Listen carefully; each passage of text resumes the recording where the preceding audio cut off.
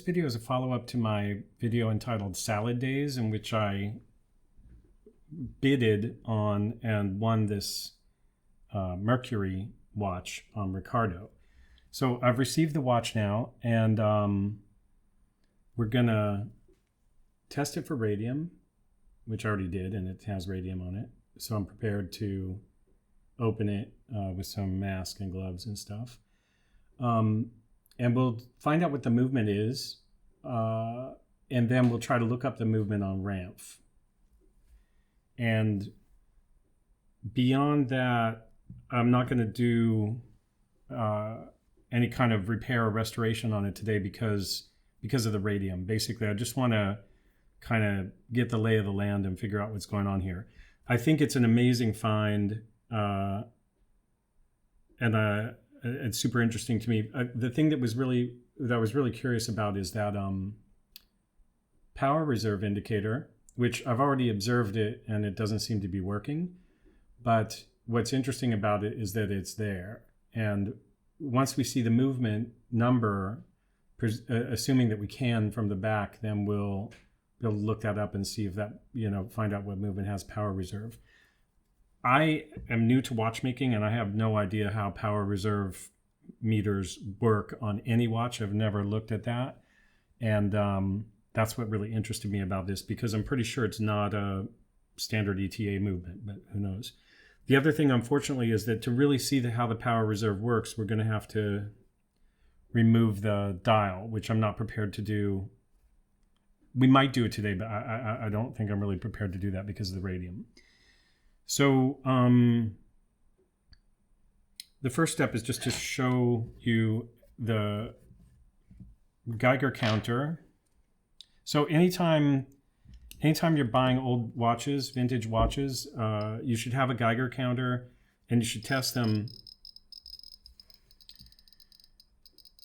for radium. And this, if there's background radiation, you'll see the Geiger counter will like click every now and then because it detects something.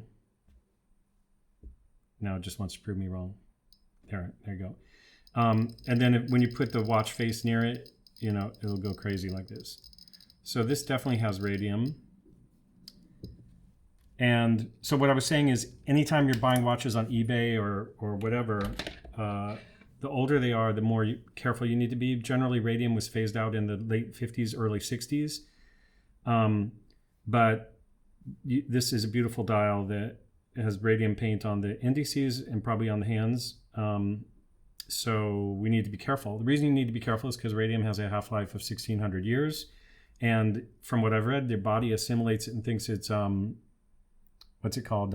Calcium. So your body will, if you ingest it, it'll go into your bloodstream and get interpreted as calcium, and it'll be sent to your bone and then your bone marrow. So you end up becoming a repository for the rest of your life for a radioactive particle, and you don't want that.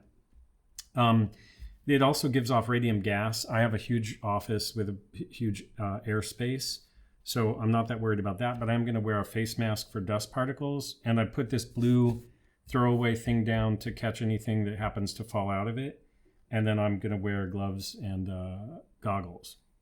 And the first thing, though, we'll take off... Oh, the strap is really interesting. We'll take off the strap, and that's not putting us at risk yet. So the strap is really interesting. It's spring-loaded. It has this kind of backing here behind the back of the watch.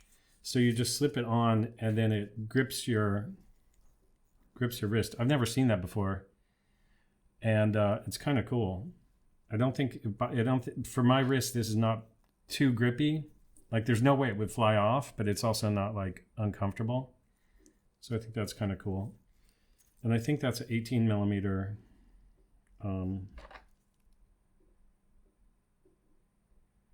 Might even be 19. Let's take a look at that.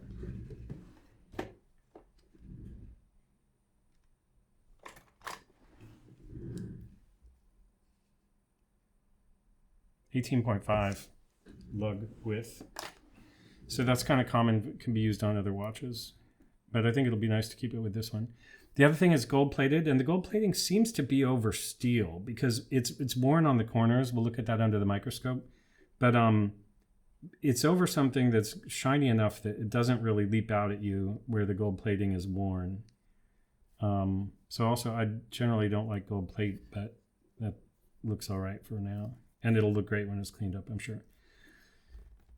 Okay, so first we're just going to try to remove the strap.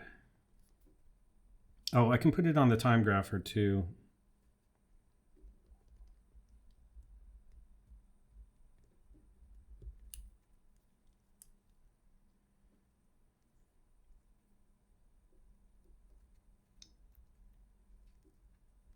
So I think I said this was 21 Swiss francs, which is about $21, which is just absurd.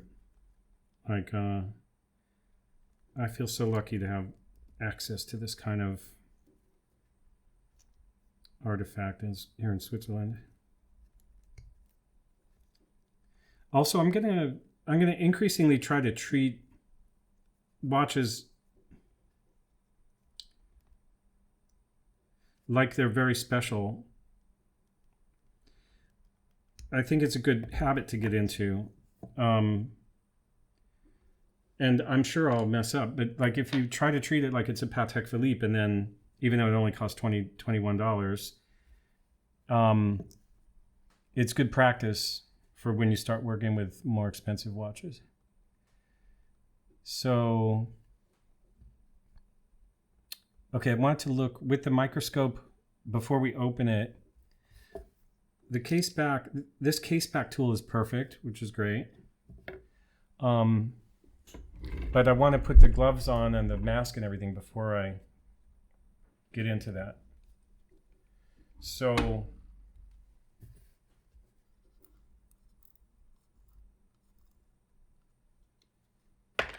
take a look at the back and the dial.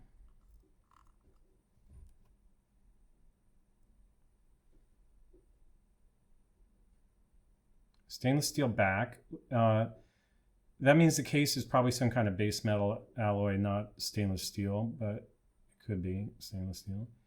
Antimagnetic. Incabloc means that the balance spring is spring protected, anti-shock, Swiss made.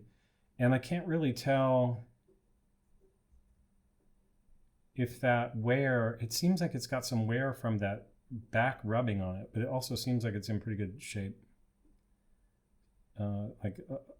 None of this type is worn off of it. So then the front side, I need to turn the light on here.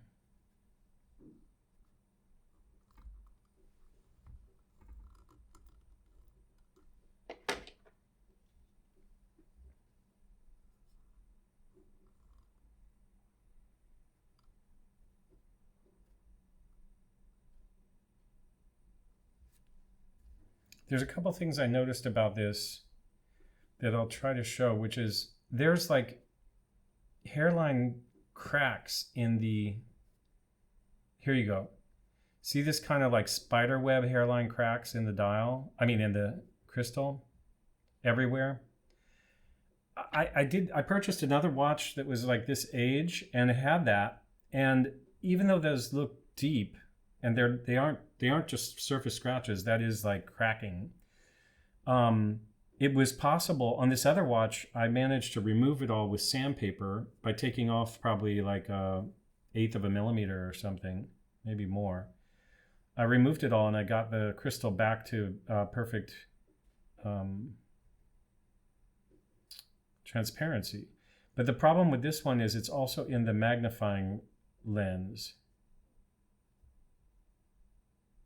And in the magnifying lens, which is not flat on top of the watch, it's submerged. It's a elevated lens submerged in the crystal.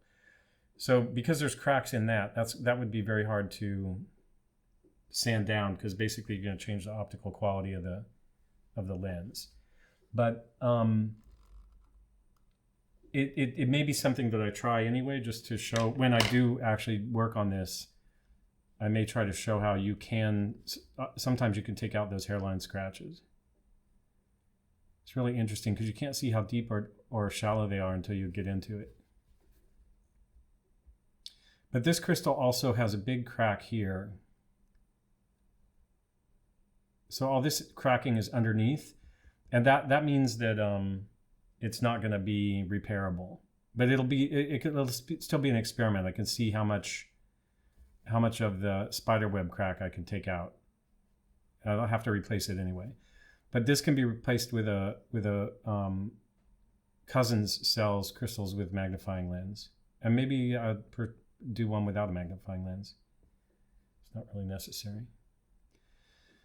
So the other thing is, if you just take a look at the radium indices, there's a couple interesting things about this. One is that they look hand painted. It's kind of, not that great of a paint job, which is sad because that means it was painted by a human being that may have gotten radium poisoning. It's possible that it was repainted with Luminova, but this looks so old. I really don't think this has been repainted in the last 50 years. And then the hands, I don't think they even have lume on them. Like, they are just jet black. So maybe they'll be easier to clean up. And then the second hand is beautiful with that arrow on it. And you can see some lume. Is that lume? No. Anyway, the other thing that's interesting is that these lume dots are underneath. They're black, and they're a mixture of triangles and circles, which makes it really challenging to repaint because you don't want to cover the black edge. You want to keep it within the outline so you still see the black silhouette. And trying to paint a tiny triangle like that is not easy. And the dial looks imperfect, but I think it can be. I'll probably put it in water to clean it. Some of that will come off. Hopefully, we won't lose anything important. We'll use the water also as a kind of water closet to remove the radium. So when I actually do that, the water will take off some of this grime. And but I think even if this was as dirty as it is, it would still look great with a new crystal. So I think it'll clean up nicely.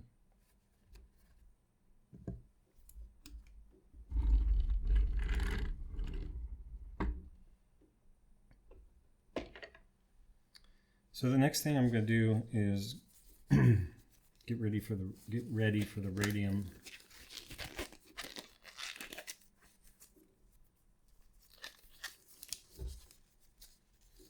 So my plan here is these are disposable gloves. They'll get thrown away. I'll probably end the video as soon as I close the watch back up again. No, maybe not. Yeah, we'll see. I've decided I got to just be willing to edit these videos too, so I could go. Let's see if I can use this mask without breaking it. It's really difficult.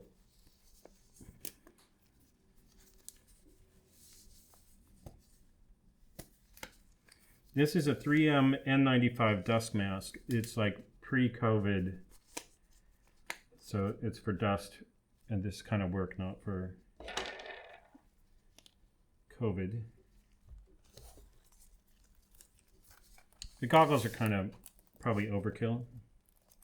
But so the other thing we'll do as we do this is I'm really curious if opening this up, if anything, like I might take the movement out and then see if the movement seems to have radium on the back of it and stuff like that. Because one of the things I'm concerned about here is I would really like to restore. Oh, I wanted to put this on the time grapher too. Let's do that. I would like to restore the movement on this too, regardless of what kind of movement it is.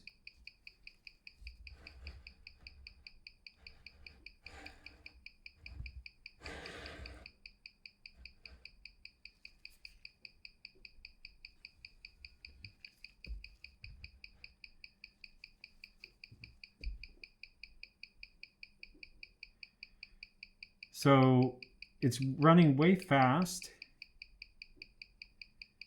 The beat error is kind of minor, the thing is also I haven't wound it. I just kind of been moving it around. It might actually stabilize or run a little bit better if it had a full wind on it. But it's not too bad. It's cool that it's running. Anyway, I'd like to be able to clean it and restore it. So that's going to cause, that's another question. Like I haven't done that before with watches with radium. Because my feeling is if it's got radium dust in there, I'm not going to work like this, you know, for 16 hours. So I would want to kind of figure out some way to clean the movement before disassembling it.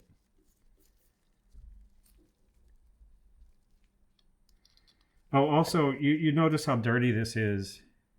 Oh, there's one other thing I want to check.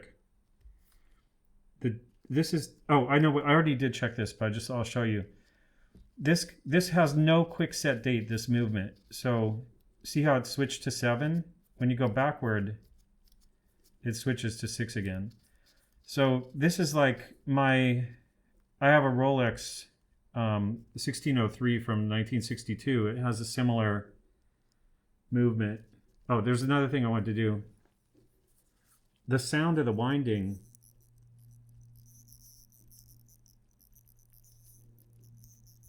I don't know if you can hear that, but the sound of the winding sounds really nice. It's not a hammer. I thought maybe because of its age it would be a hammer, which is where the rotor doesn't go full 360.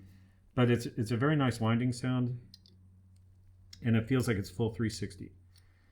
So let's do 2 things. Let's turn on this. So I want to see if, like, when I open this, if there's some release of radon gas that's detectable, like higher levels than when it's closed. It'd be funny if there's like a radioactive cloud comes up.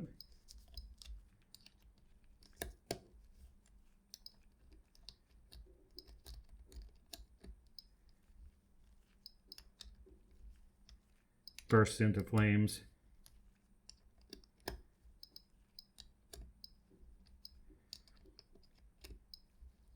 Damn it. Patek Philippe for sure.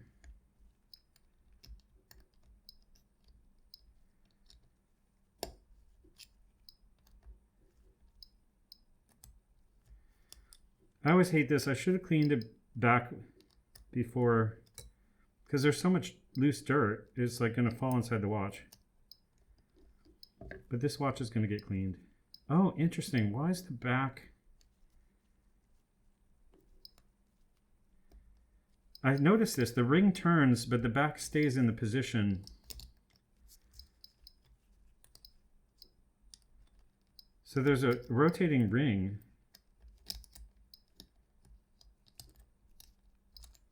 I think it's done, but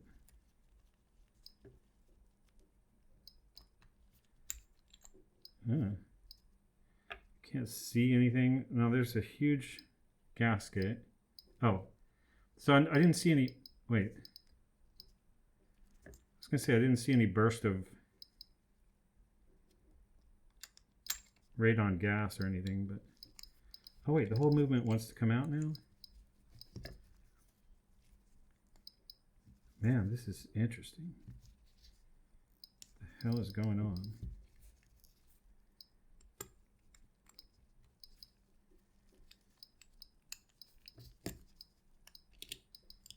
Okay, here we go. Ooh.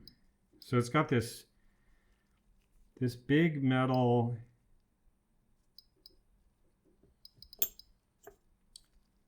That's probably the anti-magnetic thing.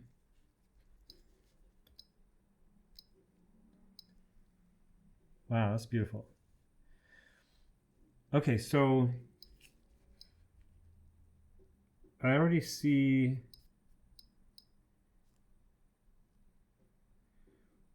$25 joules, Permutator, Mercury. Okay, I think I'm going to assume that dust flying into my face is not a problem right now. My fingers don't seem to have radium on them, so I'm going to slip my glasses on. And then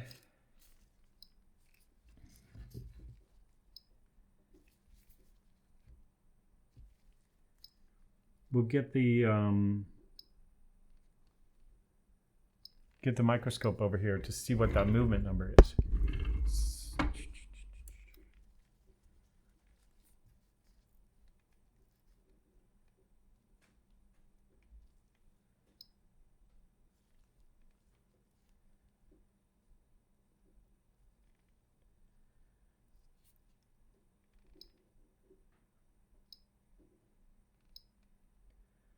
F760, right?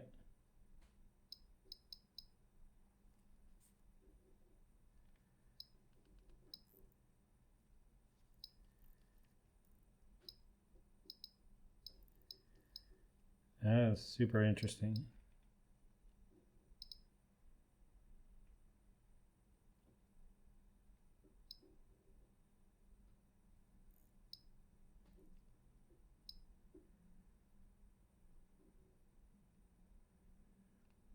Tempted to release that crown.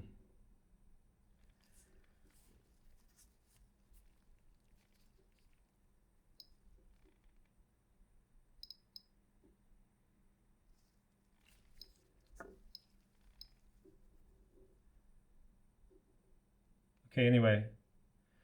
Oh, there's the, yeah, so this movement, you see the movement holder screws are missing because they're not needed, I guess.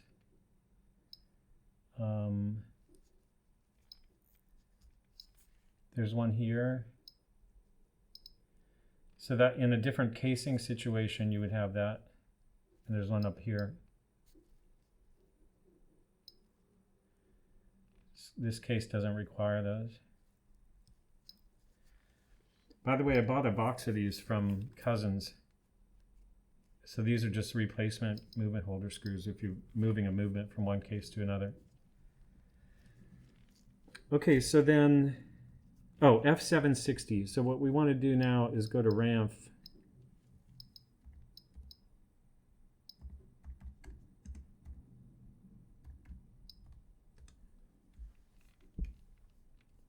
Felsa 760 Permutator.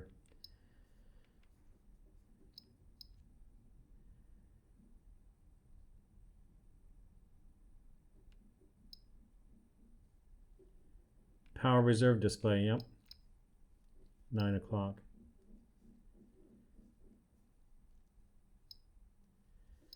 So there you go.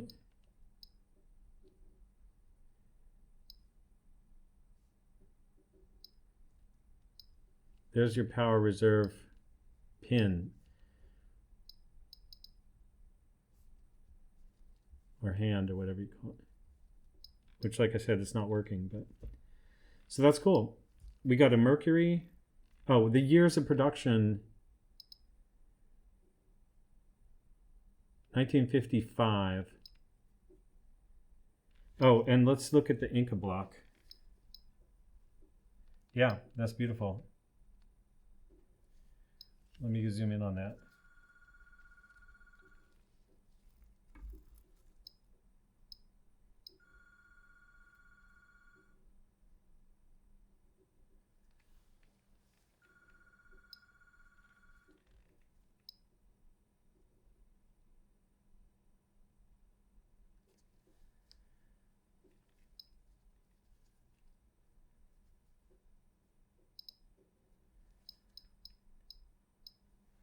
So that's it.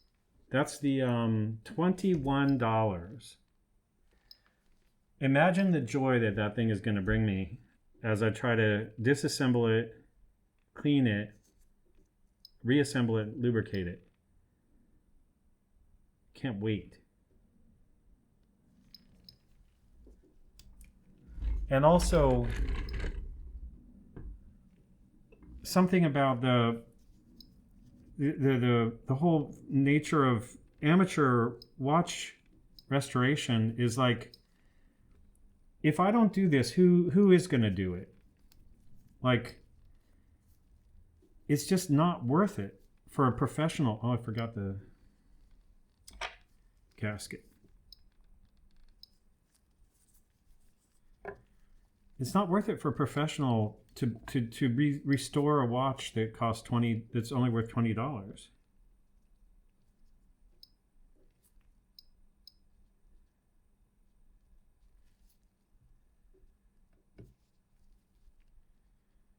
I don't understand how that... Oh, that doesn't go on there yet. That actually goes on the back. This is a really unusual case back. But that's also why I love, you know, I'm kind of addicted to this notion of like, every time you buy something, you learn something new about how they were constructed.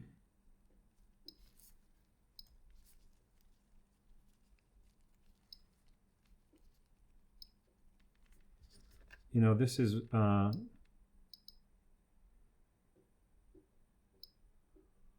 antimagnetic incabloc. So this made waterproof. Waterproof. So we didn't look at the stem and crown and how that gasket works, but we're going to assume that that is has the potential for some pretty good water sealing also.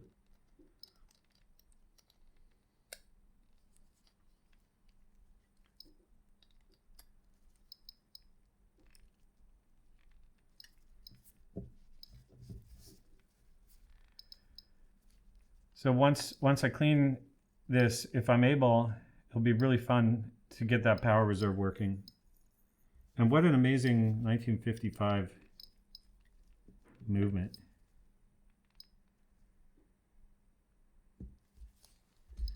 Okay, so that's it for today. Thanks a lot if you watch this. And I think I'll do this in the future, this kind of the full process. And this will be a nice third video too, where I restore it and show it restored. That could be some months in coming though. Okay, thanks again. See you on the next one.